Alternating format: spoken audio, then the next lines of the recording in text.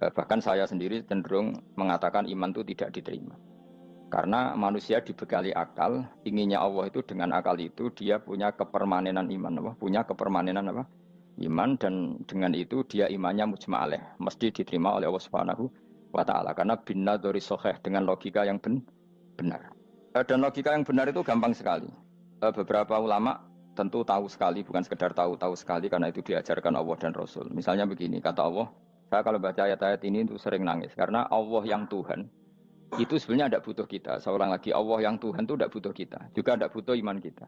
Tapi Allah ingin hambanya itu berakal ya, karena agama itu liqaumi yaqilun, sehingga berpikirnya benar. Misalnya gini kata Allah.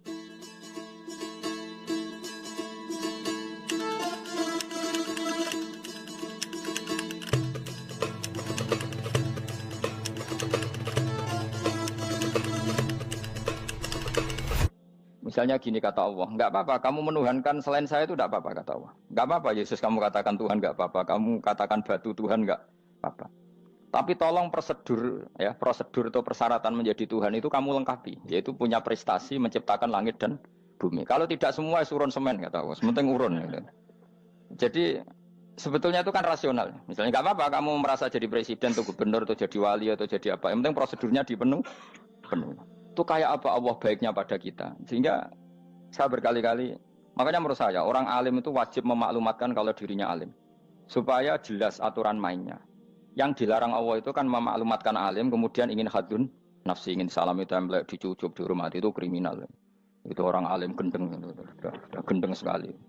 Karena khasnya orang alim itu tentu cari ridhonya Allah, bukan ridhol khalqi, bukan ridhonya apa? Makhluk. Makhluk itu la syai', ada siapa-siapa. Dan kita harus baku seperti itu. Kenapa kalau orang alim nggak memaklumatkan kealimannya itu dikatakan salah? Karena fungsi orang alim adalah membawa bayinat, membawa ayat-ayat Allah, bukan kepentingan apa? Pribadi. Makanya Rasulullah nanti duka ngendikan idza zuharatil fitanu wal bid'u falyudhiril alim ilmahu wa illa fa'alaihi la'natullah wal malaikati wan nasi ajmain. Jika zaman akhir banyak bid'ah, banyak kebodohan, maka orang alim wajib menampakkan kealimannya. Jika tidak, maka dia mal'un, dilaknati langit dan bumi. Karena sebetulnya logika tentang Tuhan itu gampang sekali. Saya ulang lagi ya. Saya punya sekian contoh betapa tauhid itu mudah. Jadi kalau ada orang bilang ikhlas itu angel, Gus, ya dia sendiri goblok karena nggak tahu logika apa. Ikhlas itu justru gampang. Misalnya kamu ngamal demi manusia, manusia itu umurnya hanya berapa coba? Kan pasti mati. Lalu kalau dia mati tidak berkutik, bagaimana Anda bersandar sama seseorang yang mati dan tidak berkutik? Sama-sama bersandar sama zat sing al-hayyul qayyum, sama zat yang abadi. Kamu latih terus akal kamu. Misalnya saya punya jamaah banyak, mereka itu kan nggak jelas surganya. Kok harap-harap syafaate piye? Soalnya jamaah aku mlebu neraka kabeh. Kan nggak mungkin nyafaati saya. Atau mereka mlebu swarga kabeh, wis do sibuk kelon mbek widadari. Mungkin ya ndak ngurusi saya. Jadi dua kemungkinan itu sama-sama ndak ngurusi saya. Mlebu neraka ya rasanya nyafaati, kan mlebu swarga. Do sibuk napa? Ngeloni widadari karena trauma di bocah elek, melarat macam-macam. Sehingga kiainya saja wis ora takok Gus nang ndi wis ora takok. Wis ribet dhewe no. Nah, tentu saya juga sibuk sowan pangeran sudah itu makom saya sudah sibuk sowan pangeran. Kowe pesta seks sing kula sowan pangeran. Wa swargame ayate pokoke inna ansa'ana gunna napa? Insa'a faja'alna gunna. Apa karo bar kelon dadi perawan neh berarti keloni serempet. Kula insyaallah melok daftar sing fa amma in kana minal muqarrabin farohu warihan. Jadi surganya muqarrabin itu enggak ada sifatnya. Di situ enggak dibakas bidadari, makan-makan enggak, tapi farohu warihan. Satu surga yang sifatnya rohani. Karena enggak bisa disifati.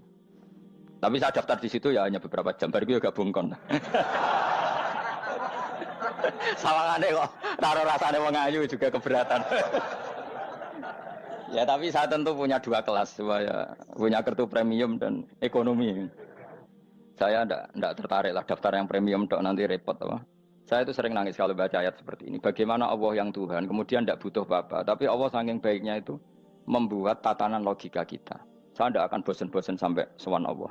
Bahkan andaikan saya masuk surga dengan faham ini, saya milih faham ini. Karena faham ini itu menguntungkan agama. Li'ilai kalimatillah. Sementara masuk surga itu hadun nafsi. Banyak ulama mengatakan, kenapa Anda tidak ingin mati? Padahal Anda mati masuk surga. Katanya, saya takut kehilangan momen sujud. Karena sujud adalah hak Allah. Sementara surga itu hakun nafsi. Keinginan saya. Tentu saya mendahulukan hak Allah ala hakin nafsi. Itu makam-makam yang... Dan itu nggak bisa Kamu copy paste. Orang yang pada kelasnya akan merasakan seperti itu. Dan kamu tidak perlu minat, malah paham. Jadi sudah dengar saja, apa? Dengar saja.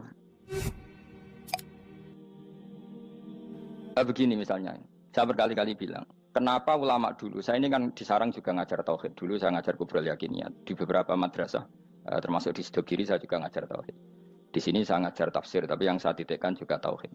Begini, saya hidup di dunia ini, terutama saya memang ingin menerangkan tauhid, sebagaimana Allah menerangkan. Begini ya, Jubair bin Mut'im, saya tidak bosan-bosan cerita ini, Jubair bin Mut'im itu termasuk dahiyatul Arab, cerdas-cerdasnya orang Arab. Dia ditunjuk sebagai negosiator untuk membebaskan Asra Badrin, tawanan perang Badar yang kalah dan ditawan Rasulullah dan para sahabat. Kemudian harus ditebus dengan uang. Oke, disepakati terus. Singkat cerita Jubair bin Mut'im itu datang ke Madinah. Dulu karena tidak ada hotel, tidak ada penginapan, ya memang nginepnya orang musyrik itu di masjid. Ya sehingga itu lazim saja. Kamu tidak usah jadi liberal kemudian bilang musyrik boleh di masjid, ya tidak perlu seperti itu. Kamu juga tidak perlu goblok mengatakan nggak ada ceritanya orang musyrik nginep di masjid karena ya ada tarehnya seperti itu. Jadi tidak perlu goblok, ya tidak perlu liberal. Paham ya? Kalau kamu bilang, wah nangono wong musyrik oleh nginep di masjid, kamu liberal. Padahal konteksnya karena sejarahnya pernah ada. Milih di goblok apa liberal? Apa milih jelas? Enggak milih aja, ngaco aja. 01 apa 02 apa 00. Milih mana? Goblok, liberal, enggak milih. Nah, ketika Jubair bin Mut'im itu datang, delalah Nabi itu sholat maghrib ngimami. Nabi baca surat Wattur wa kitabim mastur fi rabbim mansur wal baitil ma'mur. Kemudian di pertengahan surat At-Tur itu kan ada ayat yang menurut saya itu sangat bagus. Sehingga di kamar saya, di rumah saya itu tak figur ayat itu. Bahwa kita harus dilatih berpikir. Kata Allah memulai argumentasinya, am khuliqu min ghairi syai'in. Apakah kejadian alam raya ini seisinya tentu diciptakan tanpa sebab. Misalnya begini, alam raya ini kata orang nihilisme atau komunis atau orang-orang paham nihilisme, itu kan dimulai dari ketiadaan. Logika ini kan goblok sekali. Berarti kalau alam ini kadung wujud, kamu kan tahu kan langit bumi sekarang kan wujud. Ya, langit bumi sekarang kan jelas wujud. Berarti logikanya adalah al-adamu yakhluqu makhlukon, sesuatu yang enggak ada menciptakan sesuatu yang itu kan aneh. Di mana-mana al-adam ketiadaan itu tidak mungkin yakhluqu syai'an atau yu'athiru syai'an. Di mana-mana ketiadaan itu tidak mungkin mengefeki sesuatu yang ada. Wong kamu sebut tidak ada itu berarti tidak mungkin bisa berbuat apa-apa karena namanya tidak ada. Sekarang alam raya ini dimulai dari ketiadaan. Terus kamu simpulkan sesuatu yang enggak ada menciptakan yang ada, itu gendeng apa enggak? Oh, gendeng sarap itu. Orang usah dipatahin wong gendeng, sebarno yang mau mati dewi. Jadi makanya Quran menanyakan mereka, am khuliqu min ghairi syai'in. Apa alam yang kadung wujud ini kemudian disebabkan oleh sesuatu yang tidak ada? Lalu kalau sesuatu yang ada pasti diwujudkan oleh yang ada. Nah, karena yang ada ini pencipta harus berstatus super. Nah, super ini oleh ulama disebut wajibil wujud. Maka Allah bersifat super, wujud yang paling prima, yang kausa prima. Karena pencipta tentu kelasnya harus di atas yang diciptakan. Makanya disebut, ulama dulu menyebut Allah itu apa? Wajibil wujud. Karena pencipta tentu lebih dahulu. Maka harus disifati awal atau qadim. Awal atau qadim. Kayak apa Allah mendidik kita? Am khuliqu min ghairi syai'in. Terus Allah bilang gini, ya gak apa-apa, yang menciptakan gak saya, gak apa-apa kata Allah. Tapi amhumul khaliqun, kamu saja yang menciptakan, gak apa-apa. Tapi syaratnya kalian juga harus merasa pernah ikut menciptakan langit bumi. Am khalaqus samawati wal ardh. Jadi, enggak apa-apa kamu merasa Tuhan, enggak apa-apa. Yang penting kamu merasa ikut nembok langit, ikut ngecor apa? Langit. Jadi pokoknya ikut bikin. Terus kata Allah, bala yukinun, kamu tak suruh merasa menciptakan langit bumi, kamu juga enggak merasa iya. Memang ya mereka merasa enggak kan? Akhirnya Jubair bin Mut'im saking enggak kuatnya. Am khalaqus samawati wal ardh bala yukinun amin dahum khuzun. Sama Allah dibombardir seperti itu. Dia datangi Rasulullah, ya Muhammad, logika itu tidak meninggalkan akal saya. Matarok tali akli nasian. Akal saya habis Muhammad. Saya iman saja. Saya tidak cukup punya logika untuk melawan argumentasi ayat yang kamu baca. Saya iman saja. Terus iman. Makanya kalau ada logika nihilisme bahwa sebelum alam ini adalah ketiadaan, lalu pertanyaannya bagaimana mungkin ketiadaan menciptakan yang ada? Di mana-mana ketiadaan itu la yu'atsiru syai'an wa la yakhluqu syai'an. Jenenge wae tiada. Tiada itu ya enggak ada fungsinya, ya enggak ada efeknya, enggak ada prestasinya. Ya pokoknya namanya enggak ada ya enggak ada. Nah, ini penting saya utarakan. Terus di sini Allah mengulang lagi, enggak apa-apa yang lainnya kamu katakan Tuhan jadi mitra saya enggak apa-apa. Tapi tolong kata Allah, aruni madza khalaqu minal ardi, tunjukkan ke kami prestasi dia ikut bikin bumi. Kita tahu misalnya Yesus, Isa lahir di bumi. Bumi sama Yesus dulu mana? Dulu bumi, dia lahirnya di bumi. Lalu dia melata di bumi, jalan-jalan. Kemudian dia mengatakan ini bumi Tuhannya saya. Jadi bumi kok enak, dhisik aku sih. Tua aku sih, bodoh-bodoh pangeran aku dong. Lebih apa? Tua. Jadi Allah itu gampang sekali. Nah sekarang orang iman itu kuat semua. Makanya ndak wali-wali. Imane mbek Allah taklid, njaluke aneh-aneh, njuk bojo ayu, sugih, jabatan. Bela Allah secara hujah aja enggak pernah, sudah minta. Makanya kita hidup di zaman yang saraf masal. Lho kula njaluk pangeran akeh-akeh kuwi, coba kamu bela Tuhan tuh pernah bela apa? Bela Tuhan tuh gampang dengan argumentasi al-hujjah yang supaya agama ini tamkin fil ard, benar-benar mapan dalam logika. Yaitu tadi di mana-mana yang namanya sebab itu amrun wujudiyun, di mana-mana sebab itu sesuatunya harus wujud. Paling tidak kita sudah menolak nihilisme. Apa? Nah, nihilis. Lah wujud karena wujud awal harus berstatus prima. Lah prima itu dalam bahasa ulama disebut wajibil wujud. Makanya ulama dulu ngelatih kita itu pertama Allah itu siapa? Zat sing wajibil wujud. Itu satu filosofi yang luar biasa. Nah, kemudian setelah itu ada setan-setan kecil yang nganggur, yang iseng. Nah itu nggak usah kamu perhatikan. Tinggal delok TV, ngopi, terus tinggal nyate kelata. Enggak saya tamak, pingsan deh. Sokor-sokor stres deh. Dugaan saya setan saya gue pingsan, kurang gizi. Karena memang setelah itu setan itu udah gini. Lalu sebelum Allah jangan-jangan ada wujud yang lain. Lalu Allah sendiri awal mulanya gimana? Kata Nabi, jika ada pertanyaan seperti itu kamu harus berhenti. Tinggal delok TV atau tinggal delok dangdutan. Ya kalau kepeksa apa-apa, kelasem ae. Saya ada menghalalkan tapi kan sudah kamu lakukan. Karena itu lebih baik ketimbang pertanyaan filsafat. Banyak orang yang dulu sholat ketika sekolah filsafat tidak sholat. Alasannya sampai menemukan jati diri itu Tuhan. Dan itu bahaya sekali karena Nabi berkali-kali bilang kamu jangan mikir tentang Allah pasti rusak. Orang kok mungkin rusak dari Nabi pasti rusak. Nah cara menghentikan gimana? Karena setan ini makhluk, akal-akalannya gampang. Tadi tak warai, saya sebagai ulama, atau sebagai manusia, atau sebagai orang awam, atau sebagai siapa saja. Kadang ada pertanyaan seperti itu. Tak tinggal anggeling dharma, kan pusing setan. Ini kan ngenteni. Weh, ngenteni bar lo anggeling dharma. Bariku aku lesu mangan mie. Bar mangan mie waret turu. Kan dia ngenteni terus. Mau bikin was-was lagi. Ternyata saya sibuk kan enggak bisa masuk dia. Bangun tidur aku selali pertanyaan tadi. Dinteni. Nah, dia masuk lagi aku sibuk ngajak anak jalan-jalan. Jadi saya kalau jalan-jalan di pasar itu wis enteni tan santai wae. Itu memang resep dari Rasulullah. Jangan sampai orang terjebak filsafat yang sampai menanyakan eksistensi Tuhan. Dan dia tidak mau iman, tidak mau sholat, tidak mau puasa sampai menemukan Tuhan itu siapa. Itu jelas minas syaitonir rajim, itu perilaku setan. Makanya Rasulullah setiap ditanya sahabat gitu itu Nabi guyu-guyu. Dan guyunya Nabi itu kata Nabi, baguslah kalau kamu takut Tuhan kalah kata Nabi. Nabi gojok gitu. Maka ada ulama yang punya seni berargumentasi yaitu Imam Ghazali. Jika setan tanya kamu lalu sebelum Allah jangan-jangan ada wujud yang sebelum Allah. Kata Imam Ghazali, ya itu saja yang Tuhan. Yang Allah ini enggak jadi Tuhan. Ya berarti wujud sebelum Allah itu yang benar-benar Allah. Kalau kamu bayangkan lagi, jangan-jangan sebelum itu ada wujud lagi. Ya itu saja yang benar-benar Allah. Sehingga tetap Allah itu menang terus. Paham ya? Yang jelas jangan sampai didahului Adam. Karena kalau didahului Adam lebih ngeri lagi. Karena sesuatu yang enggak ada menciptakan yang ada. Itu lebih buruk lagi menurut akal. Menurut apa akal? Daripada kamu nggak salim Imam Ghazali, tinggal saja ndelok. Tadi ndelok sinetron. Itu yang lucu aja. Ndelok sing lucu-lucu. Ndelok apa? Mencari Tuhan. Pokoknya sing aneh-aneh, sing goblok-goblok, sing lucu-lucu, sing perane wong apa? Lha saya sering diprotes saya. Gus Salim jenengan kok sering ndelok sinetron sing ana dialog wong goblok-goblok. Wong goblok ku menarik cara kula. Apa ya? Cara pandang itu di luar dugaan saya karena kula berkali-kali lho kalah wong goblok. Jadi makanya ini tak cerita nih, beberapa kali yang jari Gus Wak cerdas, berkali-kali kalah sampai goblok. Ada seorang santri itu ingin dibelikan bapaknya itu sepeda motor. Bapaknya wong desa, senengane ngrumat sapi wedhus. Lah menurut saya ya orang tuanya itu mampu lah, sangat mampu untuk beli itu. Pak mbok ditukokno mawon wong sepeda motor. Kata bapaknya, "Anakku nu jok mondok tak goblok, Gus." Wong njaluk kok sepeda motor, njaluk mobil ora ya goblok. Lah kok goblok, Pak? Jenenge donya iku Gus, sing lahirno donya kok sapi ku ndek anak, wedhus ndek anak jenenge donya. Di mana-mana jenenge donya sing lahirno donya. Iki donya kok mangan donya. Mergo motor iku kan tuku bensin, mobil. Iku cara dekne iku goblok Gus. Batin berarti kabeh kiai goblok perkarane tuku donya sing ngentekno donya. Cara dekne donya iku sing lahirno donya. Batin kok pinter iki batin. Untungnya saya ini ulama ya, ahli tafsir ya malu. Saya kalah itu ya malu. Tapi saya sebagai orang objektif fair, itu teori benar apa? Jadi donya itu ya sing lahirno donya. Donya kok mangan donya iku goblok. Untungnya dia dengan saya itu jaraknya 5 kilo 7 kilo karena 7 kilo. Lala dia diterkon sepeda motor, aku tetap mau kalah. Pak, nanti jalan kaki saja. Karena kalau pakai motor ini kegoblokan kata saya. Terus mendingan nih, loh Gus mau kalah tadi.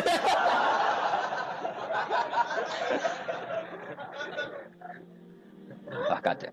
Singkat cerita dia bersikeras, nggak mau beliin sepeda motor anaknya karena di mana-mana dunia itu sing lahir no dunia, nggak boleh dunia kok mangan. Ini satu kegoblokan yang agak ilmiah tadi.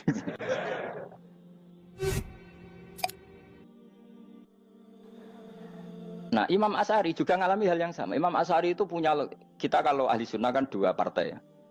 Ya dalam ahli sunnah itu hanya ada dua partai juga. Kalau nggak Asy'ari ya Maturidi. Ya, dan sama-sama alim.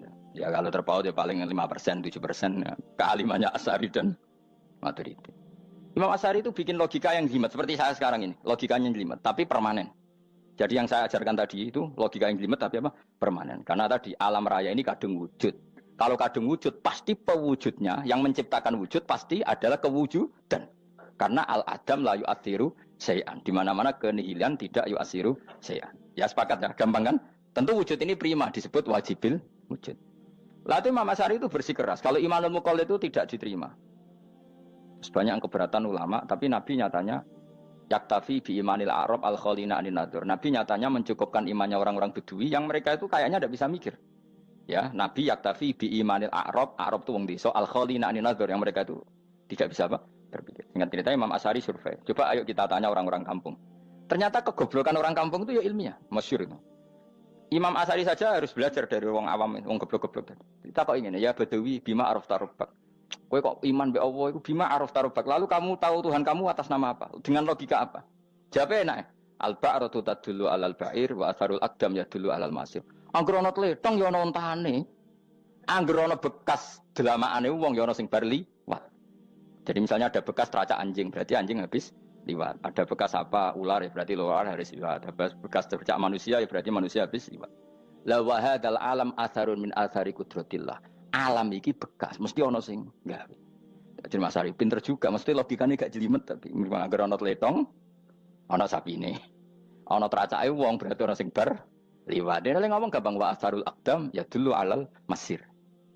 Nah, terus Imam Asy'ari habis itu ngendikan, ya sudahlah dengan logika apa saja. Meskipun karena zori hadal Arabi sebagaimana cara berpikir Bedui ini, sementing ada natur. Apa ada? Ada natur. Ya natur apa saja. Misalnya orang ahli matematika mungkin bilang angka dimulai dari 1. 0 itu akal-akalane Khawarizm. Mereka ini kebingungan nulis 10. Tapi tetap angka itu dimulai dari 1. Kalau misalnya 1 untuk mecah kesulitan ya harus dimulai 0,1. Tidak bisa 0 tok. Jadi 0 dulu itu untuk mematahkan kalau jumlah itu tidak sampai 1. Tapi faktanya jumlah itu kan pasti 1 karena dimulai dari wajibil wujud.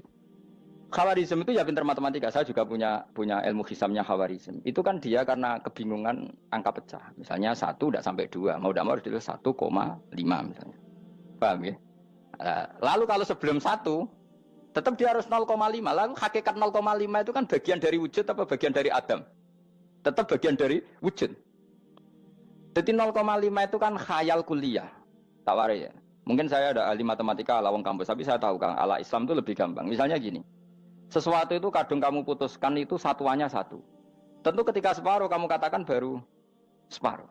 Tapi sebetulnya ketika satuan itu kamu katakan 10, yang separuh itu sudah 5. Itu kan terserah sing bagi, no? Terserah sing bagi.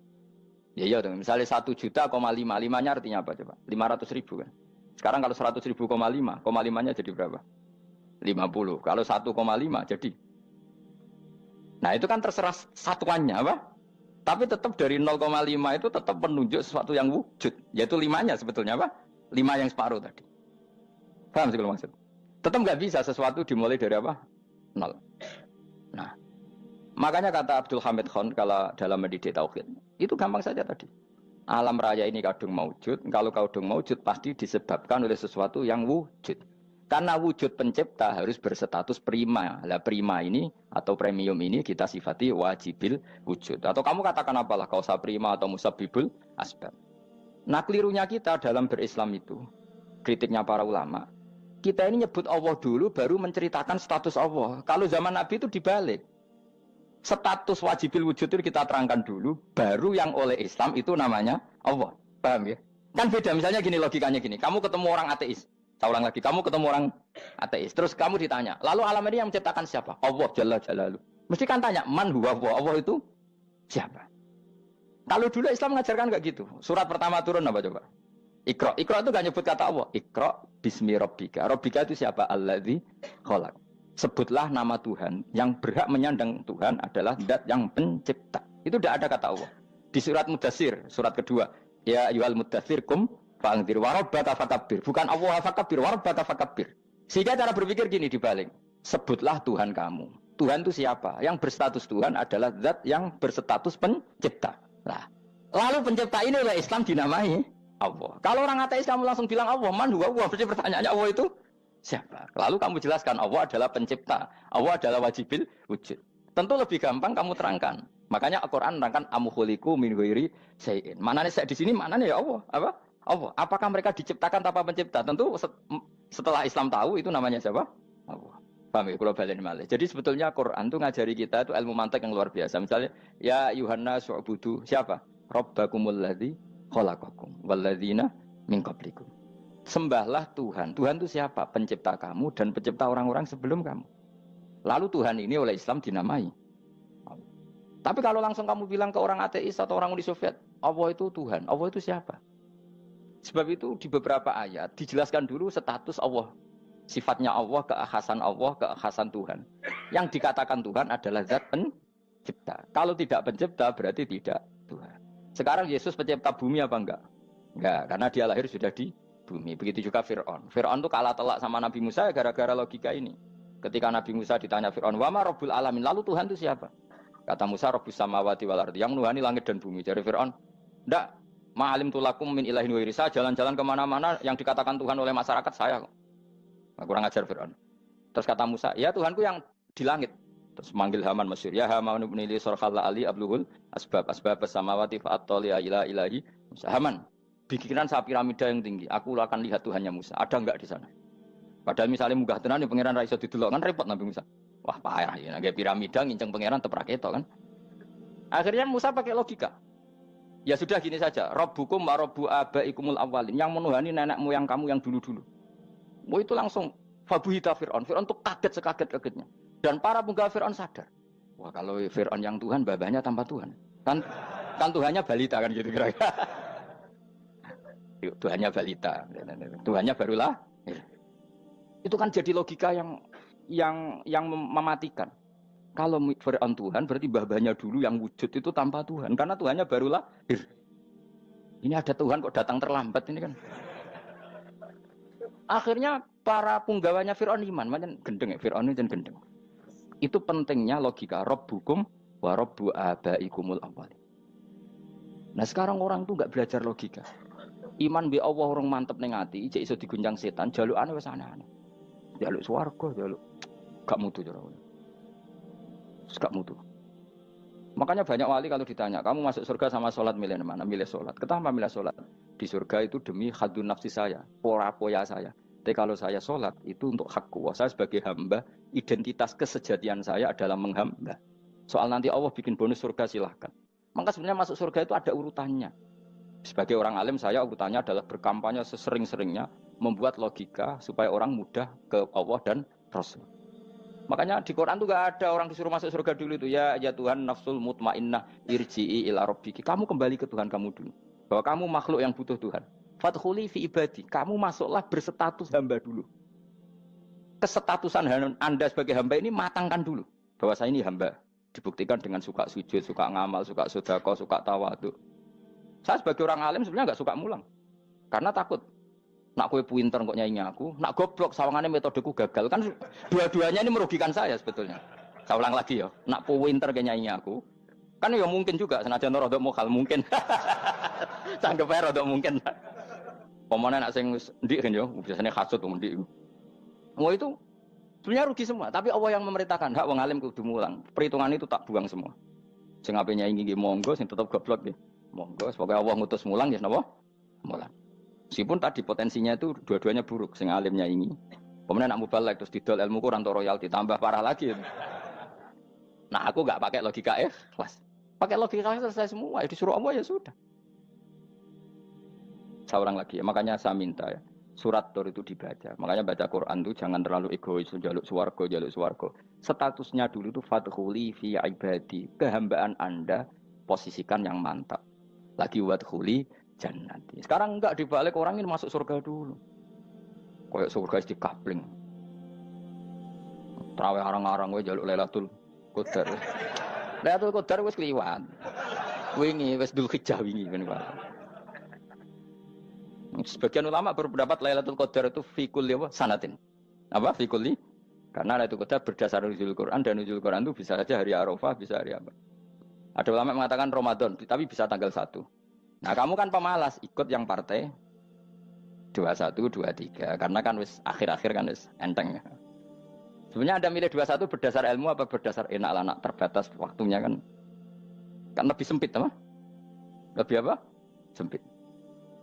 Ya saya ulang lagi ya. Jadi Allah kalau mengajarkan hujah itu gampang sekali ya. Tadi amkhuliku min ghairi syai'in. Enggak apa-apa saya ada Tuhan kata Allah. Tapi kamu harus punya logika. Alam raya ini diciptakan tanpa pencipta. Mau enggak kamu punya logika seperti itu? Bahwa alam ini yang wujud diciptakan oleh sesuatu yang tidak wujud. Mau enggak kamu punya logika itu? Enggak mau kan? Namanya wujud tentu diciptakan super wujud. Dan super wujud itu wajibil wujud. Dan itu Tuhan kita yang oleh Islam dinamai Allah. Bang, makanya nyebut Allah itu di surat-surat awal Quran tidak ada. Coba, awal surat Quran itu surat apa coba? Iqra kan? Iqra itu ada enggak kata Allah? Enggak ada. Iqra bismi rabbika. Rabbika itu siapa? Allazi khalaq. Surat Mudatsir sama. Ya ayyuhal mudatsir qum fa'anzir wa rabbaka fakabbir. Ya sudah seperti itu. Ya ayyuhan nasu ubudu rabbakum. Rabbakum itu siapa? Allazi khalaqakum. Nah, kita ini keliru metode. Pemene wong tukang wiridan Allah. Tapi ora roh Allah ku sing sapa? Ya dia Allah. Dia nyifati Allah mau sing ngekei swarga, sing ngekei duit, sing ngekei widadari. Jadi Allah disifati sesuai selera yang menguntungkan dia. Bahwa Allah ini yang ngampuni saya, kemudian saya masuk surga, kemudian ngeloni widadari. Makanya kalau dia jadi wali tak demo, tak laporkan MK. Suluh. Karena ini wali pecundang. Bagaimana mungkin calon wali pikirannya khadun nafsi? Kalau lama agak gitu, mendikan Allah itu zat paling penting di dunia. Maka akan saya maklumatkan di dunia bahwa orang kembali ke Allah. Caranya gimana? Akan saya kenalkan Allah lewat logika. Caranya apa? Kita sifati wajibil wujud. Kita sifati Rabbukum wa Rabbu abaikumul awalin. Dengan sifat-sifat yang semuanya mengarah ke dikjayaan Allah Subhanahu wa Ta'ala. Itu jenenge kowe bener-bener ulama. Itu disebut bal wa ayatum bayyinatun fi suduril ladzina utul ilm. Makanya ulama itu orang yang luar biasa. Sampai disebut innama yakhsyallaha min ibadihil ulama. Ahli ibadah itu rapati wedi pangeran. Masuk wiridan istighfar nangis rapati wedi pangeran, gayane tok nangis. Karena sebenarnya dia nangis wedi ra mlebu swarga. Mlebu swarga gak iso ngloni. Dari itu aja orientasinya itu. Makanya bener Kanjeng Nabi nak gojlok orang alim satu itu lebih utama dibanding 1000 ahli ibadah. Bahkan Nabi pernah ngendikan sangat ekstrim. Fadlul alim alal abid kafadli ala adnakum kata Nabi. Keutamaan orang alim dibanding ahli ibadah itu sebagaimana kelas saya kata Nabi dibanding kelas terendah kalian. Padahal Nabi dengan Abu Bakar saja jaraknya sangat jauh. Itu kata Nabi fadlul alim alal abid kafadli ala adnakum. Keutamaan orang alim dibanding orang abid sebagaimana keutamaan saya dibanding sahabat paling rendah. Karena tadi abid itu ada oportunisnya. Tapi kamu jangan benci abid ya. Karena kamu ya orang alim, orang abid. Saya saja yang kritik. Saya yang tanggung jawab di depan Allah. Orang abid itu kadang kan wiridan nganti nangis. Pikirannya apa coba? Wis rasakno mungkin apa wiridan pikiran aja. Di sepuro dosane. Terus apa kan? Mlebu swarga. Terus apa kan swarga? Aku takut. Saya aku takut ayo sing ape mlebu swarga apa kegiatan? Rencana pertama ya, Pak. Terus gak usah munafik biasa wae. Mau inna ansa'na apa? Insya Allah kalau ada jujur apa jujur. Bandingkan kalau orang alim. Orang alim itu ketika nyebut Allah itu iri ya Allah. Kenapa di dunia ini ada makhluk lain yang menandingi engkau? Saya tidak ridho. Kenapa di dunia ini ada syarik orang yang dimitrakan seperti engkau? Maka orang-orang alim ini ingin memaklumatkan bahwa la syarika lak labbaika wa huma lab baiklah syarika lak innal hamda wa ni'mata laka wal mulka la syarika lak. Sehingga para nabi itu memaklumatkan itu. Engkau saja yang Tuhan ya Allah. Semua nikmat dari engkau, semua kepemilikan ini milik engkau. La syarika lak labbaik. Dimaklumatkan ke dunia. Innal hamda wa ni'mat itu dimaklumatkan. Enggak ada kepikiran mereka masuk surga. Karena mereka ingin memaklumatkan bahwa Allah ini yang Tuhan. Sama tak ceritani Nabi Ibrahim jadi Khalilur Rahman, rumang samu kakan wiridan kaya kowe ndak. Wiridannya Nabi Ibrahim sama-sama mungkin banyak sampean. Karena sampean banyak kepentingan tadi. Wali-wali dulu kalau wiridan itu ndak sebanyak sampean ndak, tak jamin ndak. Pemene maca lelo yang 10.000 ndak biasa wiridannya. Tapi khosyahnya sama Allah luar biasa. Pertama Nabi Ibrahim diangkat jadi khullah. Khullah itu ya Khalilur Rahman itu. Itu dia wiridannya gini. Ya Allah, innahu la yahzununi alla ara ahadan fil ghairi ya'buduka ghairi. Alla ara ahadan fil ardi ya'buduka ghairi. Sama saya hafal tadi. Memang saya hafalkan. Ya Allah, saya ini susah sekali. Kenapa zat sepenting engkau, kemudian yang menyembah engkau hanya saya? Ini tidak fair. Makhluk yang enggak penting saja punya umat. Makhluk-makhluk yang enggak penting aja jadi pusat perhatian. Misalnya artis atau presiden atau gubernur atau tokoh top. Semuanya jadi presiden. Padahal semuanya itu makhluk yang enggak sepenting engkau. Ini zat yang sepenting engkau, kemudian yang tahu kalau engkau penting hanya saya, ini tidak fair. Nangis dan nangis. Ini tidak fair. Innahu la yahzununi alla ara ahadan fil ardi ya'buduka ghairi. Saya ini susah Gusti, susah sesusahnya. Zat sepenting engkau, kemudian yang tahu kalau engkau penting itu hanya saya. Wah ini tidak fair. Loh, coba kalau orang mencintai sesuatu kan gitu. Misalnya kita bojo ayu, kemudian wong liya kabeh darane elek, mangkel ora? Mangkel enggak? Kamu beli Alphard. Kamu kira itu mobil mewah. Kemudian orang nyejajarkan podo mek keri, mangkel enggak? Semua kenikmatan itu kita nikmat karena itu diakui ya enggak? Wes gunane apa kae di Alphard gawe ning Gunung Kidul. Terus wong darani ngono iku padha mek keri ambek kejangke mangkel ora kira-kira. Enggak penting mewahnya ini tetap butuhnya pengakuan. Coba misalnya kamu jadi presiden hidup di dunia orang sufi. Sing darane wong penting wong saleh ahli sujud ora kakuati iki. Keteko di Barno. Karena itu dihormati situ hanya orang apa saleh. Kakuati gak? Oh kakuati kan. Atau kowe dadi artis top, teko ning daerah Gunung Kidul wong desa-desa, terus diundang lek.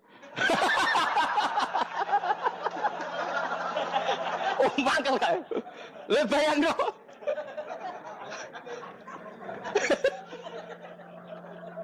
Oh, kamu menteri top, menteri BUMN bareng dolan itu iso diundang lek. Matus walang lek ngono. Oh, mangkel. Karena orang keren itu butuh pengakuan apa? Wes misalnya di bojo ayu terus wong liya kabeh darane eleke mangkel gak? Sebetulnya orang merasa nikmat itu karena pengakuan. Bayangkan andekan orang itu melihat Alphard itu tidak wow. Orang punya Alphard gagah enggak? Oh enggak gagah. Kalau orang lain enggak bilang apa? Oh. Ya mau misalnya digoning desa terus ana wong desa nganggap kamu model tepak terus saya mau badhe numpang wedhus kula angsal Pak. Kagak ati. Habis kan. Makanya branded itu harus dimaklumatkan. Nah itu bayangkan Nabi Ibrahim. Zaman itu ada Raja Namrud yang dipuja-puja, ada orang kaya dipuja-puja. Kemudian engkau yang Tuhan, pemilik langit bumi, enggak ada muja-muja engkau. Ini enggak fair ya Allah. Nangis. Orang kok kowe eling pangeran sak jam, swarga Gusti. Dasar gak bakat wali. Terus saya itu pernah kangen Nabi Ibrahim itu sampai nangis dan itu saya tidak berdoa. Semua yang terkait Nabi Ibrahim itu saya baca, mulai surat Quran, tafsir tentang Ibrahim. Dan sampai saya di Kudiro di Tadbir Allah pernah ziarah ke makamnya Nabi Ibrahim. Itu saya hampir nggak pernah doa. Saya isek. Ya karena tadi, ketika Nabi Ibrahim nangis-nangis gitu, ya Allah ini tidak fair. Engkau zat terpenting di alam raya ini, kemudian nggak ada yang menuhankan engkau, nggak ada yang merhatikan sama ini tidak fair. Susah sekali karena yang tahu engkau Tuhan itu saya tok. Masyhur itu sama Allah. Karena Ibrahim nangis-nangis itu terus sama Allah diterbangkan ke langit.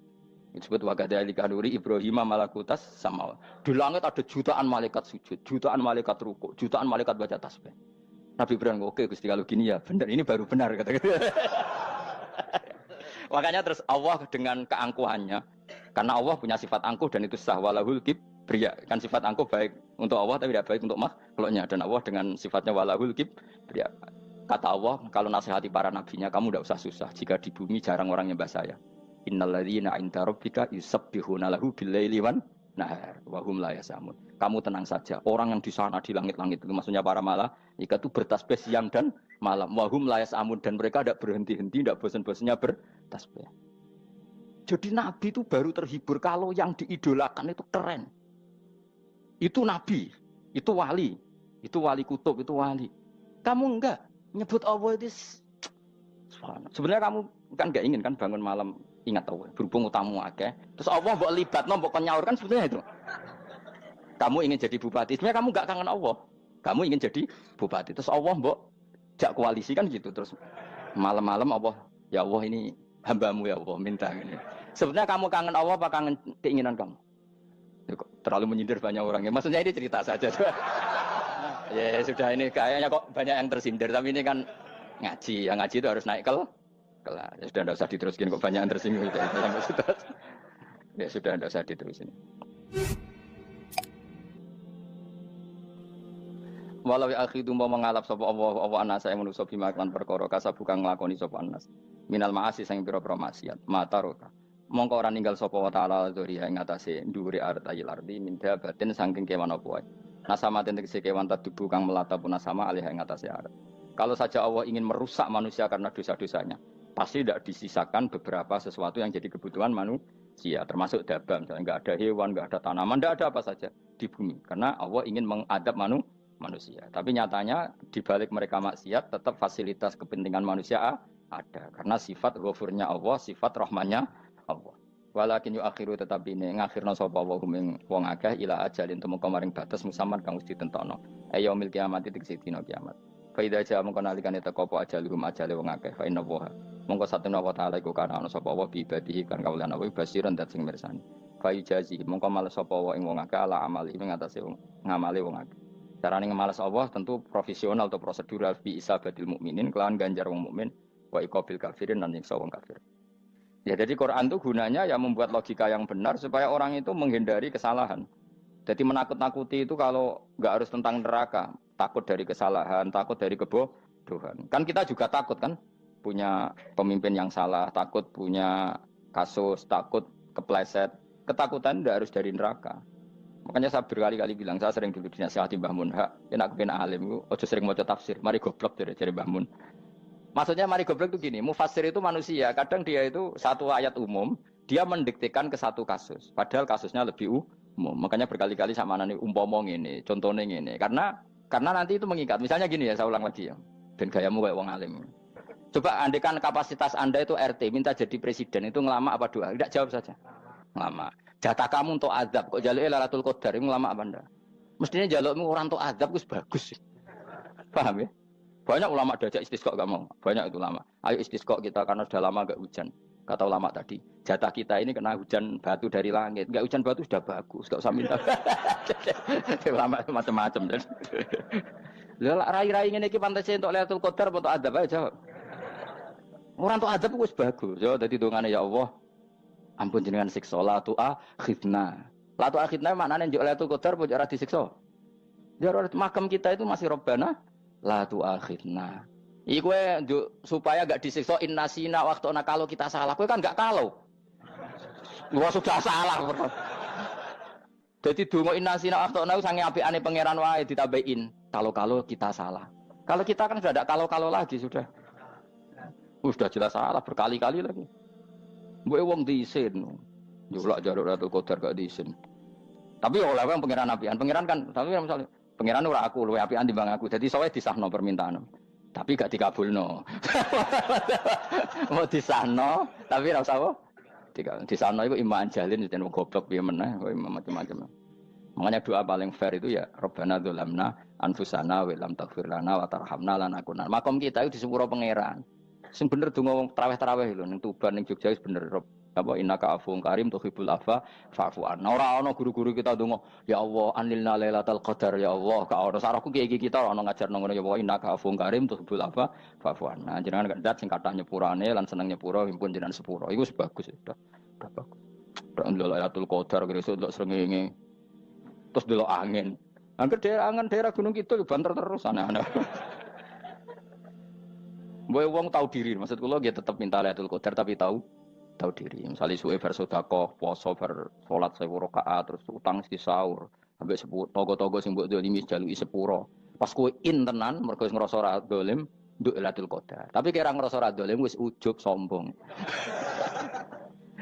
Wong sombong ora berhak meraih. Lah terus piye Gus? Ora piye biasa wae, pokok biasa wae. Makom kita ora kena adab itu sudah luar biasa. Ora penuh adab piye. Wis ngene iki luar biasa, napa? Luar. Mun nang ngandel kula. Wis ngene iki keadaan seperti ini terus. Soale dongane wae Rabbana la tu'akhidna in nasina wa akhtana. Itu jadi itu sudah luar biasa. Nah, ini kan teruskan dawuh Mbah Mun ya. Misalnya Allah bilang gini, fattaku, maka takutlah kamu. Biasanya mufasir ditambahi minan nar, maka takutlah kamu masuk. Sebetulnya yang perlu dihindari dari kita, takut itu ya, takut salah, takut bodoh, takut terdolimi, takut mendolimi orang lain, takut hidup tidak ada gunanya. Tapi mufasir tentu milih yang populer, takutlah kamu dari api neraka. Coba misalnya gini, kita nanti masuk surga. Kemudian zaman di dunia kita tidak pernah berkampanye ya atau berkontribusi untuk agama Allah. Cara saya itu izin. Kata Imam Malik, saya masuk surga. Kemudian orang yang mencintai saya masuk surga itu saya malu. Rasulullah juga gitu. Saya sebagai pemimpin umat, saya malu masuk surga. Dan satu dari umat saya masih masuk neraka. Jadi ulama dulu tuh ketakutannya bukan sekedar masuk neraka. Takut malu, takut bodoh, takut keliru, takut. Saya misalnya nanti masuk surga itu malu dengan saya tidak pernah ngajar tafsir Jalalain. Malu saya. Karena kalau tanya Allah, kenapa pun buswargo? Terus diberi swarga. Tapi kalau pernah baca tafsir Jalalain kan anak keren nih. Keren artinya saya pernah mengkampanyakan Quran, pernah mengkhidmai Quran, pernah ngitmai kitab engkau ya Allah. Saya pernah ngitmai umatnya Rasulullah, yaitu sampean kabeh. Pernah mulang, pernah sowan. Yo saat tiap bulan sowan jenengan gak sopan tapi. Mulane kira usah bales sowan rono malah ganggu aneh-aneh. Kadang santri yo pidol, wis diulang cek sowan. Orang tuh kiai kalau sudah di rumah tuh milik keluarga biar fair. Bermulang cek assalamualaikum. Terus kiai ini kagok keluargane ku kapan? Boyo mikir bocah ora karo-karuan.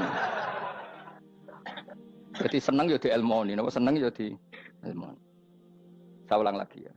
Nah, kata yang ditafsir itu sering tidak mengikat. Makanya kata Mbah Mun, baca tafsir itu dikurangi. Maksudnya dikurangi itu bukan apa-apa. Maksudnya tadi, kalimat yang ditafsir itu tidak mengikat. Yang mengikat itu yang kalimat di Quran. Nah, kalimat Quran itu umum, kenapa?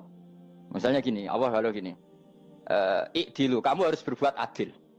Lalu adil itu misalnya mufasir menafsir, adil itu menyamakan di antara dua orang konflik. Misalnya di MK 01 dan 02 dianggap sama, itu namanya adil. Itu kan dawai mufasir.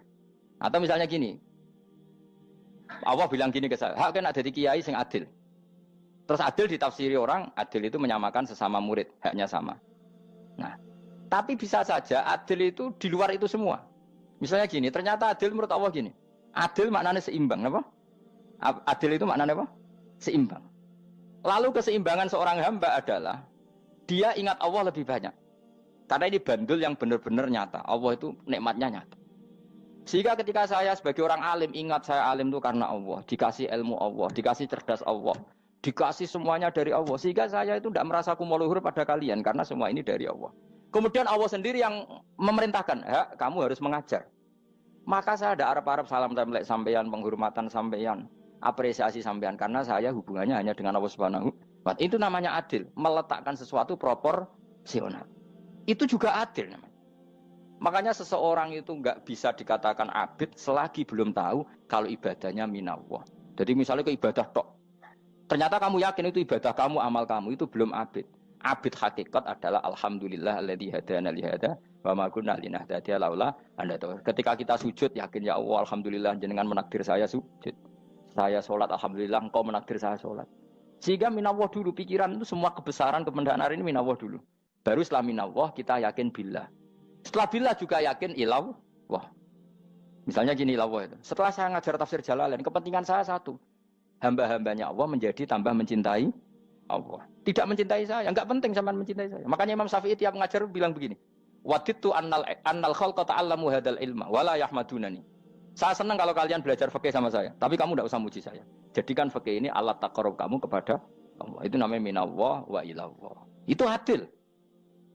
Tapi adil yang dijelaskan ulama beda-beda tadi. Ada mengatakan adil adalah proporsional antara murid, antara keluarga dan murid.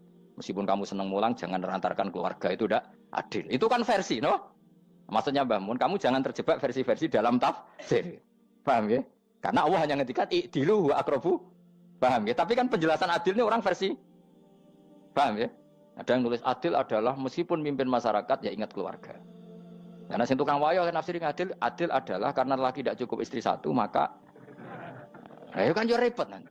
Tapi kalau kadung istrinya 3 atau 4, adil adalah harinya sama meskipun janda dan perawan.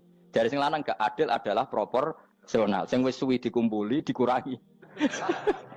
Yang baru ya mungkin kabeh enggak kalau nuruti.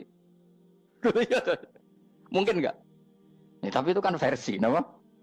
Maka kata Mbak Mun itu memang saya itu merasakan, saya sebagai mufasir merasakan memang Saya kan sering baca Jalalain beda dengan tafsir Munir, nanti beda dengan tafsir Qurtubi. Saya beri contoh misalnya. Dan kamu pasti salah jawab ini. Kalau kamu benar berarti ya alim tenan. Wa idza darabtum fil ardi falaysa 'alaikum junahun an taqsuru minas shalah. Orang kalau pergi itu boleh enggak ngosor salat? Enggak, jawab saja. Boleh kan? Ngosor salat itu apa? Misalnya salat asar 4 jadi berapa? 2. Kalau isya jadi 2. Kalau subuh? Enggak, sudah maju lah. Maghrib? Enggak, kan yang bisa dikosor hanya berapa? Yang rubaiyah, yang apa? Berarti kamu yakin? Antak suruh minas sholat artinya 4 jadi 2, yakin? Enggak, jawab saja. Yakin. Nah itu termasuk orang pinter. Ya. Berarti ilmu lagi sak trip. Ya? Sebetulnya kata Imam Qurtubi enggak. Ayat itu kan hanya bilang gini, kalau kamu bepergian, maka kamu boleh menyendak sholat. Qasru itu memotong. Dari aturan yang dulu 4 menjadi 2. Sebetulnya tidak hanya itu, tok. Aturan tidak boleh membawa najis menjadi boleh. Aturan harus tumak ninah menjadi tidak harus tumak ninah. Misalnya kamu sholat dalam keadaan perang, wajib tumak ninah apa boleh sambil lari-lari? Boleh sambil lari-lari. Boleh gak ketika perang kamu sholat sambil menghadap tidak ke kiblat? Boleh. Makanya antak suruh minas sholat maknanya apa? Jika kamu pergi, maka dalam konteks itu kan perang ya.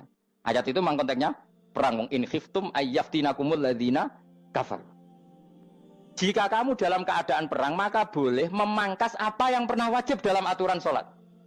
Paham ya? 4 menjadi 2. Keharusan menghadap kiblat menjadi tidak wajib. Membawa najis sholat sah enggak? Enggak kan? Tapi kalau dalam perang, kemudian pedang kamu ada najisnya, boleh dibawa enggak? Boleh. Jadi maknanya taksuru, a'ammu min ayakuna qasra sholat, wa a'ammu min ayakuna wajibati sholat yang sekarang enggak wajib. Semua itu namanya juga meringkas kewajiban. Berarti nak mana nih, jika kamu dalam keadaan perang, maka boleh memangkas sesuatu yang dulu wajib menjadi tidak wajib. Yang dulu haram menjadi boleh. Tapi mufassir mencontohkan qasru sholat hanya 4 menjadi 2. Dong ya? Oh ya, nanti alim ngono tenan wis dokter tafsir sah. Engko tak iku sudah dhewe. Tapi perlu orang lain ngakui. Jadi itu contoh kecil. Jadi mufassir karena kebetulan dia tahunya hanya qasru sholat itu 4 jadi 2, dia itu. Padahal di tafsir lain diterangkan qasru itu artinya menyingkat atau mencendak atau memangkas. Dulu wajibnya sholat itu nggak boleh bawa sesuatu yang najis. Tapi kalau sholat dalam keadaan perang dan pedang kamu ada darahnya, boleh nggak dibawa? Boleh. Bahkan Allah menyuruh dibawa. Dan boleh nggak madhep kiblat. Fa in khiftum farijalan auruk banataki fa idza amintum fadhkurullaha kama 'allamakum. Ketika keadaan aman baru sholat sesuai standar. Nah, berarti kan ada qasru sholat, ada pemangkasan aturan sholat. Kayak misalnya begini. Dalam keadaan normal, boleh nggak kamu motong pohon pisangnya tetangga tanpa izin? Nggak boleh kan? Tapi misalnya ada banjir bandang, kemudian kamu bisa selamat kalau motong itu. Wajib izin apa malah haram izin? Haram izin, harus kamu langsung potong. Karena kalau tanpa begitu kamu dan yang punya wajib meridhoi. Kalau nggak meridhoi disalahkan syarak malah. Paham ya? Jadi ini penyolongan yang wajib. Tapi tak sebab potong kayak ngelangi kan. Terus gedangnya mbok pangan, itu berlebihan. Karena Allah memaklumi hanya untuk ngelangi. Jebule wis menisan lah itu di luar izin syariat apa? Di luar izin syariat. Itu melampaui batas itu. Syaratnya boleh itu ghairu baghiw wala famani turra itu darurat syaratnya ghairu baghiw wala dan tidak boleh melebihi batas. Ora ape ngetok gedange jupuk sik sing mateng dipangan terus diketok. Ora oleh. Paham jelas ya? Makanya kalau ngaji tafsir ya saya kan berkali-kali ada makna di tafsir Imam Suyuti saya tambahi umpamanya ini. Maksudnya umpama itu supaya contoh itu tidak mengikat. Jadi yang disebut beliau itu satu dari sekian potensi ribuan contoh.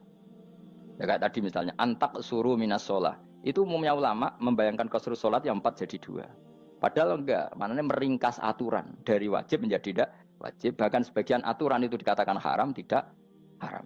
Itu tadi misalnya bawa najis atau teman kamu mau dibaca orang kafir terus kamu bilang, hei hati-hati, itu tidak batal kalau dalam sholat siddatil khauf. Paham ya? Jelas? Semaju lah. Malam terus likur oleh Lailatul. Soale wis gumen mbek wong-wong itu. Bingung ora ilmune wong-wong. Ma ungzira abahum lam yungzaru tegese ora den kei wedi sapa ngangge fi zamanil fatrah ing dalam zaman fatrah. Ya sama seperti ini. Orang tidak mendapat ingzar itu fi zamanil fatrah, zaman enggak ada rasul. Tentu tidak hanya itu tok. Ada rasul tapi orang itu jauh dari komunitas ulama.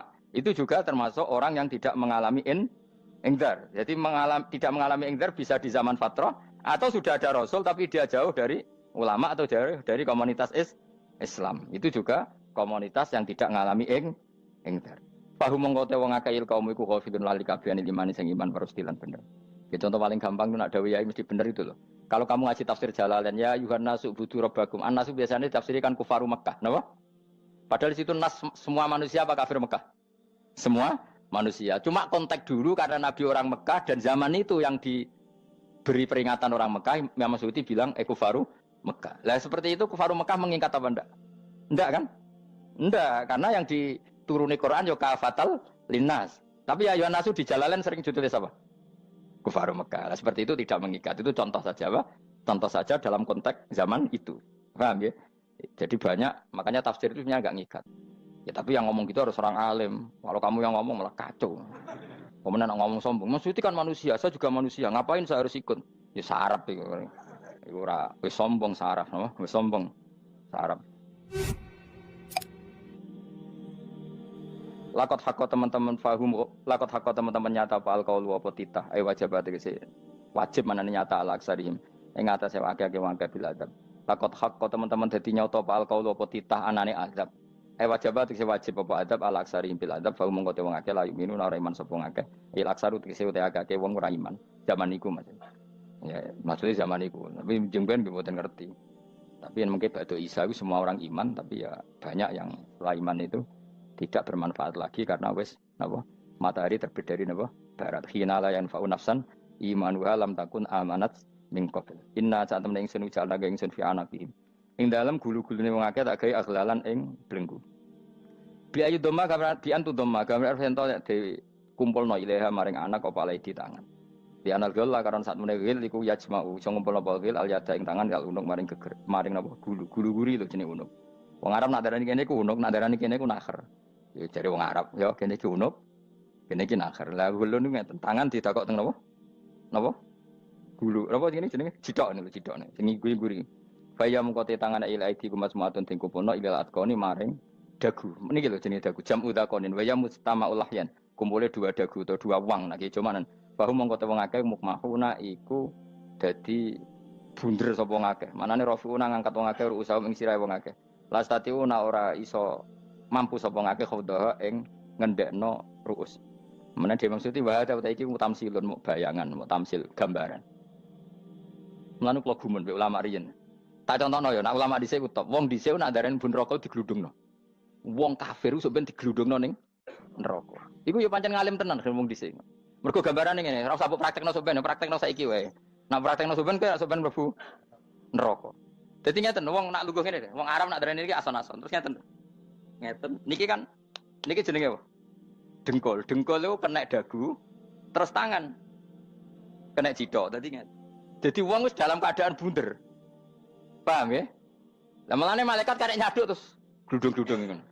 Paham ya? Jadi mergo yo napa? Dengkul nempel dagu, paham ya? Tangan nempel cidok, terus ditaleni. Paham ya? Terus ya karek gludung dong, malane wong kurang adane bunder apa iku? Oke bayangno saiki sampean ra usah, gak usah mlebu maksudnya, paham ya? Mulane ape mlayu ora iso, wis posisi ngono, paham ya? Sampeyan ra usah delok, maksudnya praktekno saiki. Orang delok lho. Lah dawuh Imam Suyuti wal muradu te kang den kersakno iku annahum sak temne wong akeh la anu nek ora tunduk sapa wong akeh imani maring iman. Wala faduna nek ora tunduk sapa wong akeh ora ndilukno ru'usau ing sira wong akeh lahu krana iman. Iki tapi dawuh Imam Suyuti. Tentu tidak semua ulama sependapat. Jadi cara Imam Suyuti semua yang dikatakan Quran ini mau tamsil. Artinya mereka tidak tunduk, maknanya tidak menerima iman. Tapi itu cara Imam Suyuti. Ulama lain yang mengatakan tidak. Memang orang kafir ketika masuk neraka dalam keadaan seperti itu dan digeludung. Ya tidak apa-apa sama-sama benar. Ya sama-sama benar karena ya Quran itu milik bareng, milik bersama. Jadi kan banyak kalimat kayak tadi mengkosor sholat, meringkas sholat. 4 jadi 2 yang meringkas, paham ya? Dari aturan ketat menjadi agak longgar juga meringkas. Jadi semuanya namanya memotong apa? Memotong dari 4 menjadi 2 yang memotong, paham ya? Dari aturan wajib menjadi tidak wajib juga memotong. Nah, itu kan sama-sama benar. Lihat nanti konteksnya. Wajah analan gawe sapa ingsun mimpeni aidim sanging ngarepe wong akeh sadan ing tutup. Wamin khalfim sanging gurine wong akeh sadan ing tutup. Fathisin sadan wa dhamiha lan dhami sin sudan fil maudhi'in ing panggonan loro. Faksena mongko ngekeki gelap ingsun ing wong akeh fa mongko te wong akeh lagi sirun rane ngali sapa wong akeh. Tamsilun iki contone edon disat diturukil iman maring ketutupe dalan iman alih ngatasi kufar. Nah cara maksudnya kabeh iki mau tamsil. Dadi ngene. Dari depan kami kasih tutup, dari belakang kami kasih tutup, kemudian mereka saya kasih kegelapan. Maka mereka tidak tahu. Mananya apa? Dari arah depan yang mereka enggak ngerti pentingnya iman, dari arah belakang yang mereka enggak ngerti pentingnya iman, maka mereka buta, artinya tidak iman. Itu dari Imam Suyuti. Tamsilun edoni hanya perumpamaan lisat diturukil iman, yaitu tertutupnya jalan-jalan iman. Tapi ulama lain mengatakan ya enggak. Memang pernah ada peristiwa di mana orang kafir ngepung Rasulullah dan mereka dari depan matanya dihalangi, dari belakang dihalangi, sehingga ketika Rasulullah keluar mereka tidak melihat. Itu ya nyata ya. Jadi makanya ngaji ya. Jadi ben keren. Oh ini ada sekian tafsir. Terus gue ngomong kan kayak wong alim keren. Nah tak kata siapa? Ono rekamane. Tapi yang orang ngaji dhewe. Nah tak kata siapa? Ada rekamannya. Lah aku takut ada kata siapa Gus? Tak dudono kitabe. Lah aku dudono rekaman. Iku apik zaman akhir kan wis maju. Soale sing rido kan. Enak kok Kang jadi orang alim enak. Nanti itu jadi orang alim ya rugi. Tadi nanti kan gitu. Syabdul Qadir masuk surga. Entah ini gelombang kedua dan para penggemarnya.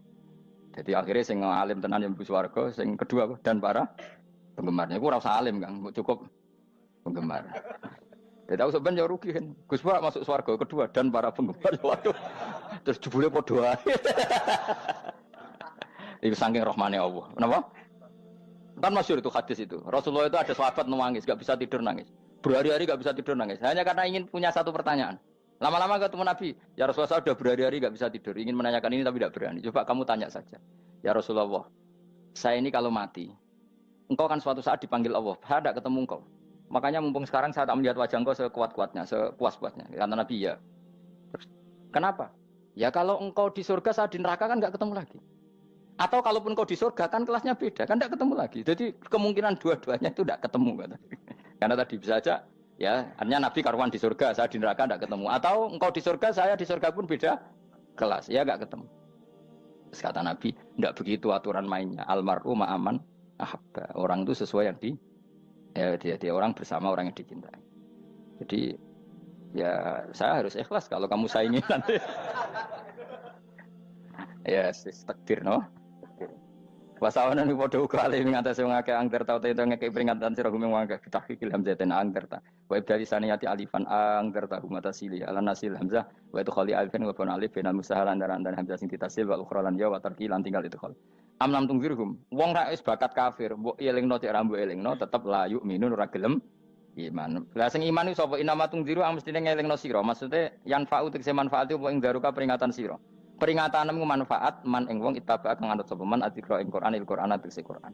Wa khasyalan wedi sapa man Ar-Rahman ing Allah Rahman bil ghaibi padahal ora roh pangeran. Ya khofa tegese wedi sapa ing Allah toh walam yara ora ningali sapa wong ing Allah. Lan bil ghaibi itu apa? Takut Allah dalam keadaan toh dia tidak melihat Allah lang.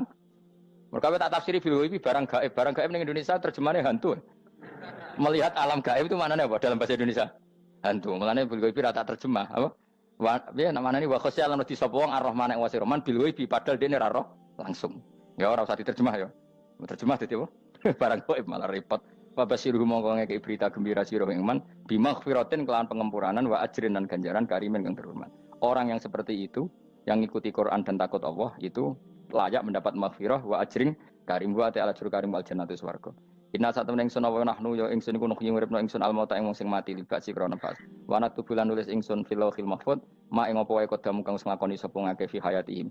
Di lauh mahfuz apa yang pernah kamu lakukan ditulis min khairin kaapian wasari dan kaelean li yujazau supaya diwales sapa ngake alih ing atase iki.